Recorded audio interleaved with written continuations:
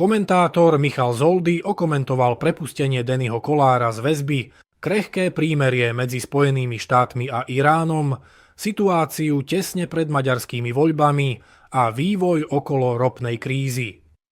Ak nechcete, aby vám ďalšie zaujímavé video ušlo, odoberajte kanál Politika Online. Uprostred nekonečných zlých správ aspoň jedna dobrá.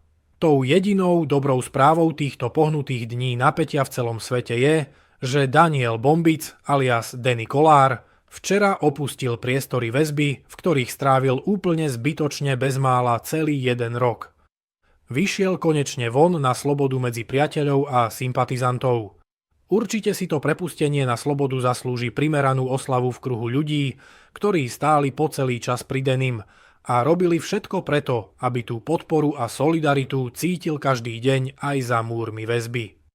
Verím, že príde čas, lebo od Bratislavy ma delí viac ako 230 kilometrov, že sa s Dannym stretnem aj ja a zasadneme znovu k obedu niekde v reštaurácii, tak ako sme to urobili v Láni 11. februára.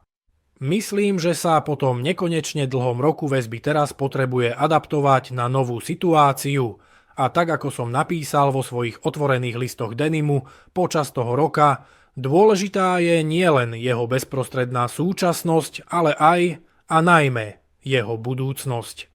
Ešte nie je všetko dobojované a viem, že ho to určite stálo a stojí obrovské množstvo hlavne duševných síl. Ale veci sú podľa mňa na dobrej ceste. To, že americká raketa so 4 ľuďmi na palube obletela mesiac, odfotografovala jeho odvrátenú stranu a bude sa plnou rýchlosťou vracať späť na Zem, je síce zaujímavé, ale vzhľadom na to, čo sa deje na našej ťažko skúšanej Zemi v týchto týždňoch, je to momentálne absolútne nepodstatné. My sme tu totiž, vďaka Trumpovi a Netanyahuovi, doslova ponorení do zlovestnej a mimoriadne nepríjemnej odvrátenej strany svetovej politiky, s obavami nielen o Blízky východ, ale o bezpečnosť celého ľudstva.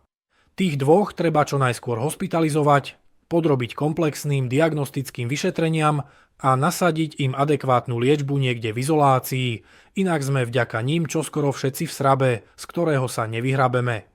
Má teraz nastúpiť akési 14-dňové prímerie, lenže v prípade Trumpa si nie sme istí ani tým, čo bude o hodinu, nie tým, čo bude o pár dní alebo o 2 týždne.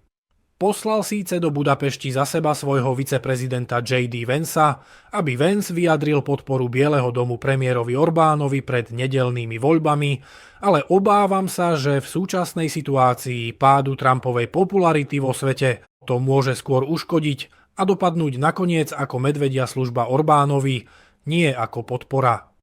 My zatiaľ tankujeme benzín a naftu relatívne v pohode, lenže to nemôže trvať dlho.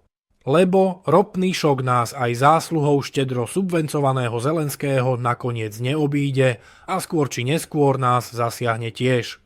S tým podstatným rozdielom, že my nemáme v peňaženkách toľko ako Nemci alebo Holanďania.